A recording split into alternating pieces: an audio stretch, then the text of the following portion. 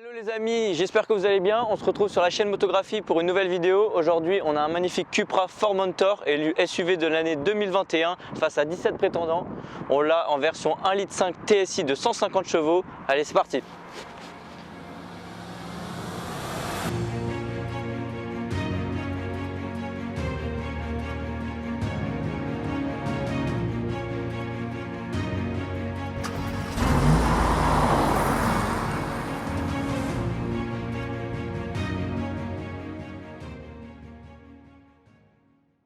Avec le Formentor, Cupra franchit une nouvelle étape dans son évolution. Ce modèle renferme l'ADN spécifique de la marque Cupra qui allie sophistication et innovation pour un plaisir de conduite maximal.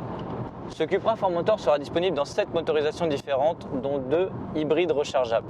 Pour l'instant, il est proposé en 2 versions, celle-ci 1,5 litre TSI de 150 chevaux en boîte DSG7 ou boîte manuelle à 6 rapports, ou celui de 310 chevaux en 2 litres TSI, beaucoup plus agressif et sportif. Au niveau de la conduite, les suspensions actives DCC nous offrent un confort de conduite optimal. Ce Cupra Formentor consomme aux alentours de 5 à 7 litres au 100 en consommation mixte pour une conduite évidemment normale. Si on conduit en sport et tout le temps en poussant les rapports jusqu'à 6000 tours, on monte facilement vers les 10-11 litres au 100. Et enfin, les freins sont très bons. Alors là, ce ne sont pas les disques ventilés Brembo, mais comme vous pouvez voir, ça freine très bien. Ce Formentor possède également toutes les nouvelles technologies. Il possède notamment le régulateur de vitesse adaptatif ACC qui permet d'adapter la conduite en fonction des virages et des panneaux de signalisation. Les feux de route s'adaptent automatiquement au trafic pour éviter l'éblouissement. Il y a également le Travel Assist qui maintient la voiture dans la bonne voie et le Signe Assist qui permet de reproduire les panneaux de signalisation sur le Digital Cockpit devant le conducteur. Enfin, doté de nombreux capteurs, cette Cupra Formentor évite les collisions, avertit également des angles morts et possède une technologie qui détecte les piétons afin d'engager un freinage d'urgence automatiquement en cas de détection.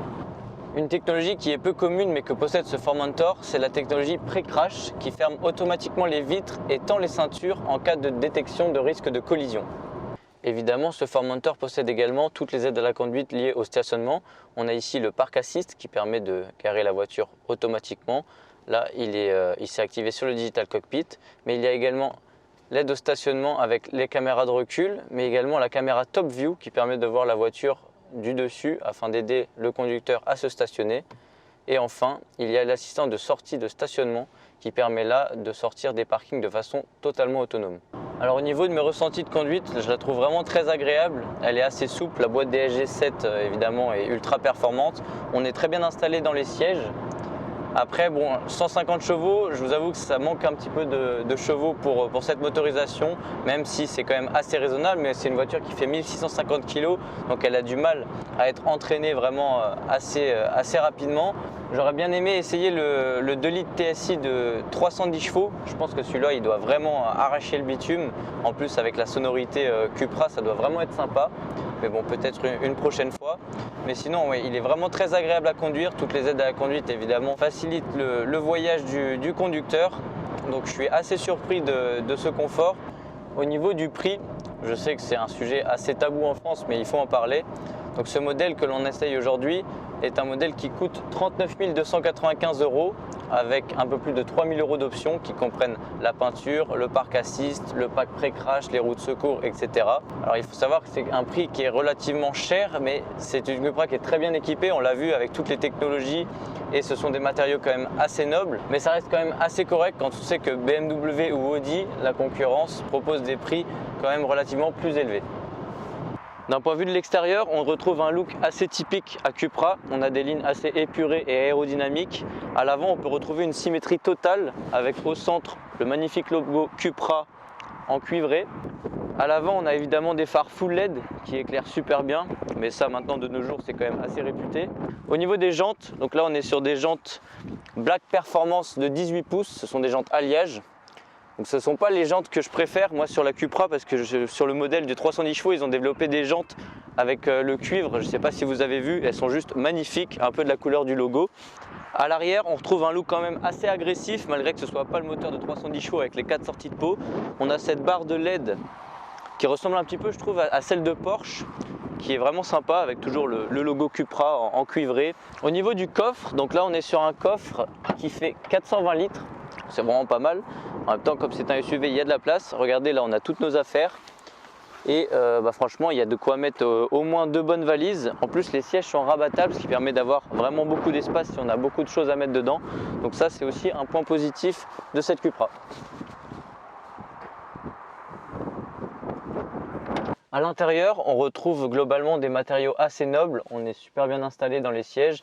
D'ailleurs, les sièges et le tableau de bord sont en cuir. On peut voir qu'il y a des surpiqûres cuivre sur le volant et sur le tableau de bord, c'est super sympa. On a également l'éclairage d'ambiance. Là, il n'est pas allumé, mais il nous prévient également quand il y a quelqu'un dans nos angles morts. Devant le conducteur, on retrouve un digital cockpit de 10,25 pouces avec à peu près toutes les informations nécessaires à la conduite.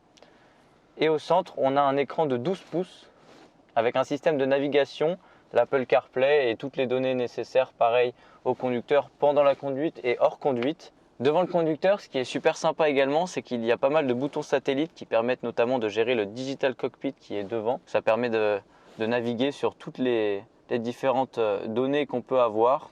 C'est super pratique. Grâce à l'application Cupra Connect, le propriétaire du véhicule peut également mettre à chauffer sa voiture et son moteur avant de rentrer l'hiver ou la climatisation l'été. Donc ça rajoute pas mal de confort et c'est assez pratique. Il peut également voir toutes les informations de son véhicule, que ce soit sur l'usure, le nombre de kilomètres, l'autonomie, ou même s'il prête le véhicule, il peut brider le véhicule à un certain nombre de kilomètres/heure, etc. pour éviter que les gens fassent n'importe quoi avec. Donc c'est assez pratique et c'est une belle application développée par la marque Cupra. Au niveau des places arrière, on a globalement assez de place, on est très bien installé dans les sièges. Alors c'est une 5 places. Là vous pouvez voir que j'ai réglé le siège passager pour une personne d'environ 1,80 m. J'ai pas mal de place au niveau des genoux et au niveau des épaules. Celui du milieu risque peut-être d'être un peu à l'étroit si on était 5, mais franchement sinon on est quand même bien installé. J'ai de la place pour les épaules et pour les jambes, c'est le principal. Donc que ce soit les places avant ou les places arrière, on est super bien installé et ça c'est un gros point fort de cette Cupra.